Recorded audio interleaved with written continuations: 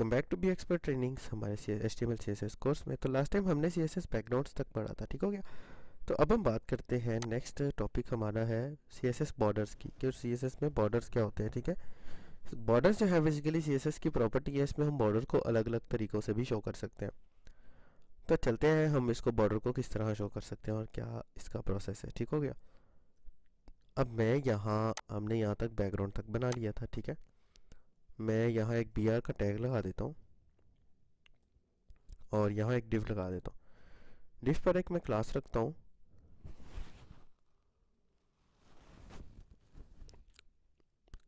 Test की, ठीक है।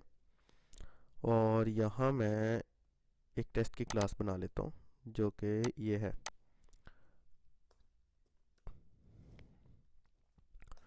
अब अब यहाँ एक बात हमेशा याद रखें, जब हम div लगाते हैं तो वो इनविजिबल होती है अनटिल अनलेस हम उसे कोई आउटपुट ना दें, ठीक है। ये देखिए, यहाँ मुझे कोई div नहीं शो हो रही।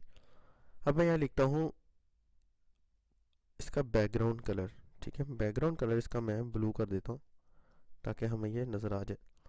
अभी भी हमें div नहीं शो होगी बिकॉज मैंने आपको बताया इनविजिबल होती है और इसका साइज़ ऑटो होता है कि जितने इसके अंदर डाटा आता जाएगा साइज़ बढ़ता जाएगा। तो मैं इसका size for the time 250 pixels इसकी हाइट रख देता हूँ और इसकी विड्थ भी 250 पिक्सल्स ही रख देता हूँ, ठीक है। एंड मैं इसको रिफ्रेश करता हूँ तो ये मेरे पास आ गई div, ठीक है। अब अब हम इसका बॉर्डर लगाते हैं। बॉर्डर क्या होगा? बॉर्डर कॉलन 1 पिक्सल सॉलिड, और इसका बॉर्डर मैं चाहता हूँ HTML कलर पिका से कोई सा कलर उठा लेते हैं, ठीक है। ये मैं पिंक कलर का बॉर्डर चाहता हूँ, इसका ये जो सा भी कलर है ये मैंने कॉपी किया और मैंने ये कलर पेस्ट कर दिया और देखते हैं अब इसका बॉर्डर क्या आएगा। ये बॉर्डर इस वक्त 1 पिक्सल का है, बहुत छोटा है। हम इस बॉर्डर को 1 पिक्सल के बजाय 10 पिक्सल कर देते हैं और देखते हैं इस पर क्या चेंज है। ये देखिए, ये 10 पिक्सल का बॉर्डर आ गया। अब मैं क्या करता हूँ, मैं यहाँ से बैकग्राउंड कलर की क्लास हटा देता हूँ, ठीक है। अब ये देखिए, ये सिर्फ बॉर्डर शो हो रहा है, अंदर हमने बैकग्राउंड कलर नहीं लगाया तो नहीं शो हो रहा, ठीक है। अब तो अभी यहाँ से पता लगा कि हमने बॉर्डर को इस तरह हमने लेकर आना है। अब बॉर्डर के स्टाइल होते हैं। बॉर्डर के स्टाइल्स में डॉटेड भी होता है, डैश भी होता है, सॉलिड भी होता है, जो सॉलिड हम यूज़ कर रहे हैं इस वक्त, डबल भी होता है, ग्रूव भी होता है। हम इनमें से 3-4 बॉर्डर के स्टाइल्स लगा कर देखते हैं, ठीक है। बॉर्डर, सॉरी ये था डॉटेड, ठीक है, दिस वन। और ये देखें, ये हमारा बॉर्डर डॉटेड हो गया। अगर इसकी बजाय मैं यहाँ लिख देता हूँ, और कौन सा स्टाइल था? ग्रूव। ग्रूव मैंने कभी यूज़ नहीं किया वैसे।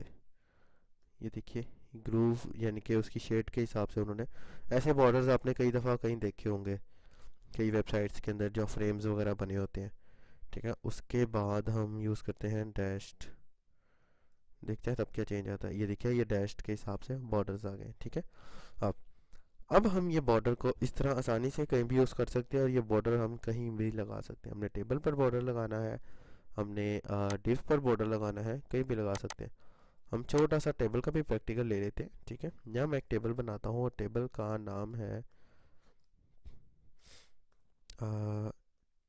टेबल को हम test1 का क्लास दे दिया, ठीक है। यहाँ मैंने एक रो बनाया, टेबल रो के अंदर मैंने टेबल हेडिंग लगाई, नेम पासवर्ड, ठीक है। और यहाँ मैंने दोबारा टेबल रो बनाई और इसके अंदर अगर किसी को टेबल नहीं बनाना आता तो मेरे लास्ट लेक्चर का जो HTML CSS का 1 घंटे का लेक्चर है वो देखिए, उसमें कंप्लीट HTML मैंने क्लियर की हुई है, ठीक हो गया। तो यहाँ मैंने टेबल का नाम रखा असर, एंड इसका पासवर्ड मैंने 123 रख दिया, ठीक है। जो भी है, हमने जस्ट डाटा चेक करना है। तो ये हमारे पास आ गया टेबल, ये देखिए। इसको उठा कर मैं थोड़ा सा ऊपर कर लेता हूँ ताकि हमें नज़र आ जाए।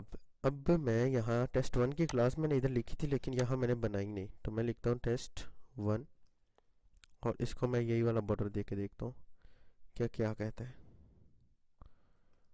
ठीक है। ये देखिए, ये टेबल के इधर उधर बॉर्डर आ गया। अब मैं यहाँ 2 टैग्स को टारगेट कर लेता हूँ, ठीक है। इसके अंदर मैं TH को भी देखता हूँ। अब क्या हुआ, वो है TH के इर्द गिर्द बॉर्डर आ गया, ठीक है। ये उसने उसको स्किप कर दिया, पूरे वाले बॉर्डर को स्किप कर दिया, लेकिन इसके अंदर आ गया। अब मैं यहाँ से डी पर भी ले जाता हूँ। तो अब ये देखिए, इस टेबल को हमने बॉर्डर देने के लिए हमें रोज़ को टारगेट करना पड़ता है, ठीक है। रोज़ को टारगेट करना पड़ता है या हमें जो हमारी टेबल डाटाज होते हैं उनको टारगेट करना पड़ता है। तो नेक्स्ट एक वीडियो आएगी, उसमें हम पूरा एक टेबल बनाएंगे, ठीक हो गया, और टेबल को कंप्लीट एनिमेट करेंगे जिस तरह करते हैं। तो मिलते हैं नेक्स्ट लेक्चर में, तब तक के लिए अपना ख्याल रखिएगा। उम्मीद करता हूँ आपको कम से कम बॉर्डर समझ आ गया होगा कि हमने किस तरह यूज़ करना है। अपना ख्याल रखिएगा। Take care always. Good bye.